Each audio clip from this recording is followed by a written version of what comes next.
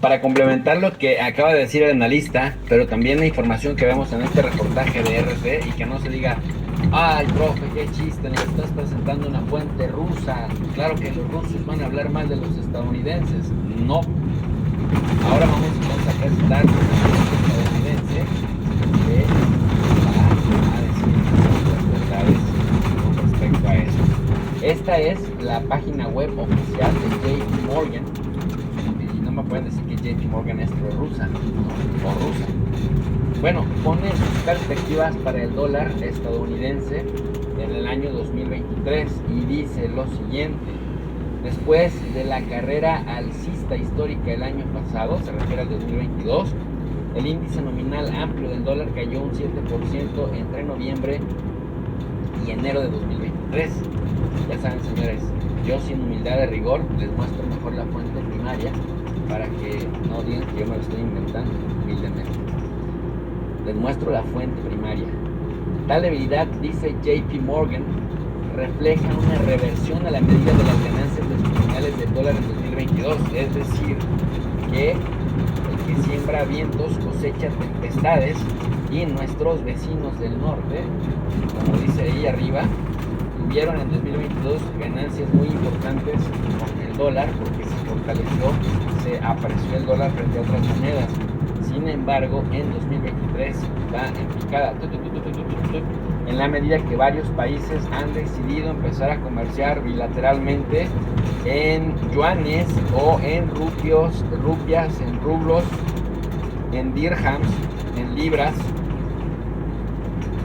Y esto, por supuesto, que le ha afectado a la economía de Estados Unidos, particularmente al dólar, que es históricamente, por lo menos desde la Segunda Guerra Mundial, la moneda del comercio internacional. En ese contexto, a ver, hay que decirlo, en ese contexto, JP Morgan dice, pues nuestro queridísimo dólar va a revertir la media de las ganancias descomunales del año 2022 en 2023. Fíjense lo que dice. La confluencia, esto lo dice Meera Camden, quien es una estratega global del FX de JP Morgan. La confluencia de factores que habían resultado favorables para el dólar a principios de 2022 se ha invertido desde entonces. Los mercados ahora están valorando agresivamente la flexibilización de la Reserva Federal del Tesoro debido a las crecientes signos de desinflación, mientras que las perspectivas de crecimiento mundial este año ya no parecen tan pesimistas como a principios del 2022. En general, si bien JP Morgan Research o Instituto de Investigación de JP Morgan aún pronostica una modesta fortaleza del dólar, está adaptando una postura neutral en el tema justamente del dólar. Todavía mantenemos reservas a más largo plazo por trayectoria más amplia del ciclo global, que creemos que debería ser generalmente positivo para el dólar, pero el periodo intermedio de sorpresas globales positivas y menos excepcionalismo de Estados Unidos parece apuntar hacia un periodo en el punto más bajo de la sonrisa del dólar, es decir, que a los billetitos se les acabará la sonrisa porque valdrán menos con respecto a otras monedas. ¿Por qué? Porque otros bancos internacionales solamente están empezando a registrar cómo los diferentes actores internacionales que comercian en grande pues están optando por aumentar su comercio en otras monedas. Por eso los miembros de JP Morgan, miren ustedes, sitio web oficial de JP Morgan, no, nada de lo que estoy diciendo está saliendo de mi ronco pecho, todo viene de la publicación de la web oficial de JP Morgan. Dice lo siguiente: volatilidad de la moneda. ¿Qué quiere decir la volatilidad? Que como hoy es grande o es fuerte, mañana puede ser débil y chiquita. ¿Está el dólar en ese punto? Sí. Y entonces, para la siguiente pregunta: ¿regresará el dólar estadounidense a ser fuerte? Veremos el regreso de un dólar fuerte en 2023 y lo que está reservado para los mercados de divisas en todo el mundo. Y en febrero del 2023 decía, el dólar estadounidense se apreció el 12% en 2022, alcanzando un máximo en 2 décadas, en septiembre de 2022, pero desde entonces ha tenido una tendencia débil. Y esto coincide con el punto en el que Rusia cortó, digamos, los hidrocarburos a Europa por instrucciones de Estados Unidos.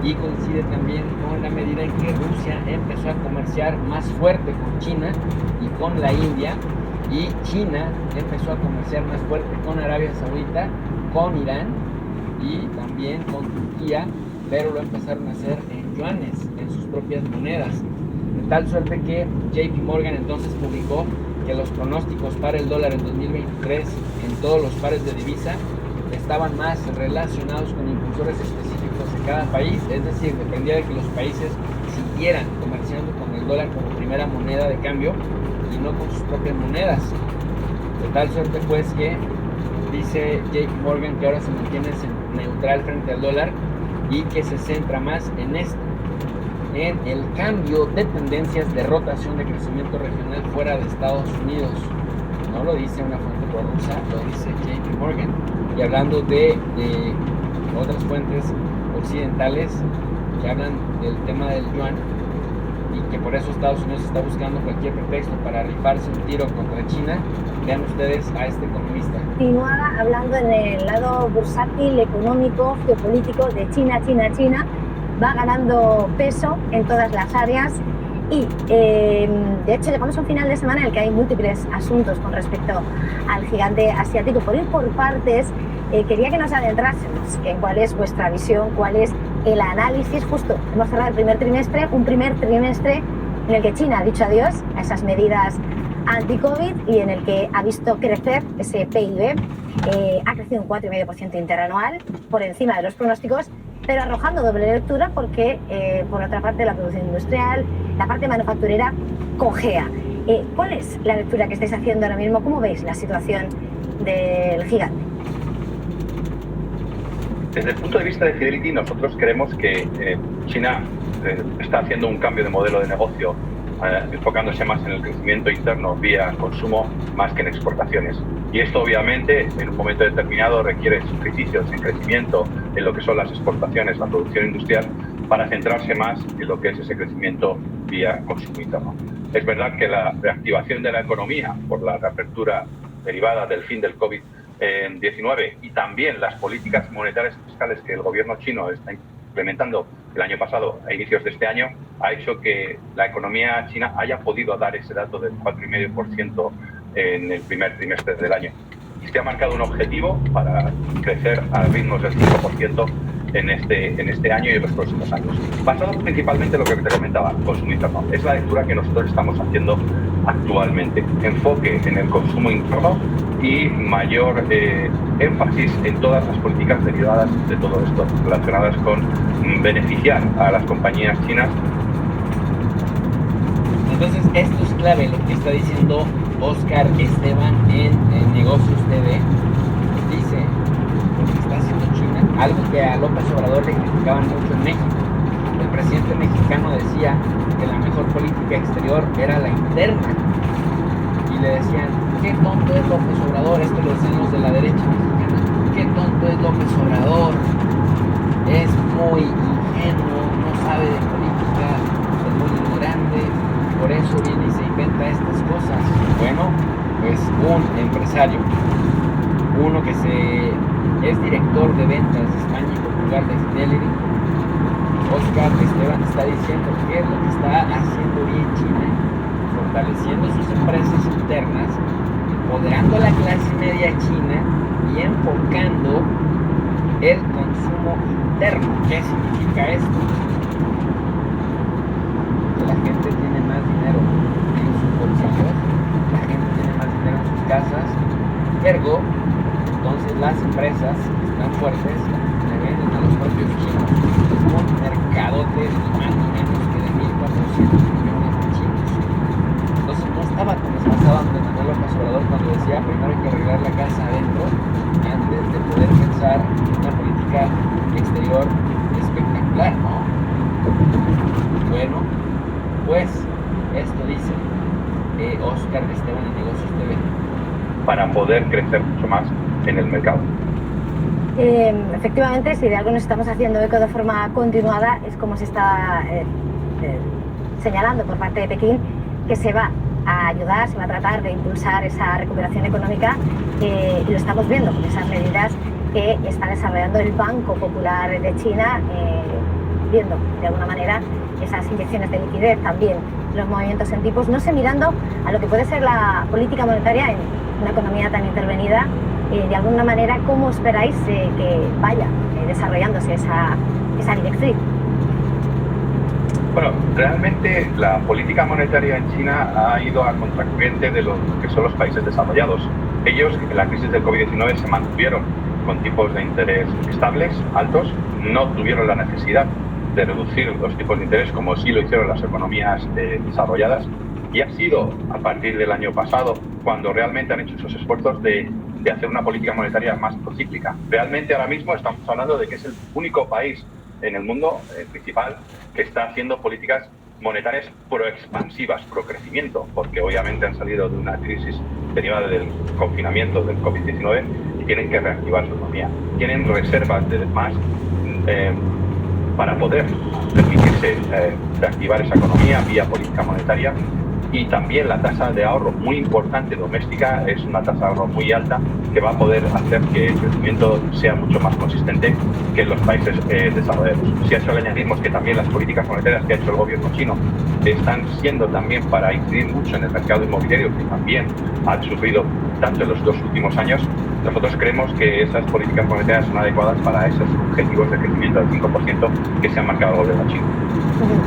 Estaba señalando sobre todo en este análisis de cómo está cambiando el modelo, ¿no? Decías, China va a mirar más en ese nuevo modelo por el consumo interno que no por las exportaciones, y de hecho lo que estamos viendo de alguna manera en esas lecturas que arrojan cal y arena en lo que es el desarrollo macroeconómico de China, estamos viendo cómo el sector manufacturero sigue peleando y de hecho la inversión, esas exportaciones están dejándose notar también, pero dice también, como los datos muestran, que la inversión extranjera directa en China crece menos de lo esperado en marzo. En ese contexto y en ese cambio de negocio, de alguna manera, ¿hasta qué punto puede trastocar esos objetivos de crecimiento, esas expectativas de recuperación, al chocar, ¿no?, lo que ha sido hasta ahora ese modelo de negocio, esas relaciones con el resto, a lo que está siendo esa mirada más hacia su población, hacia su consumo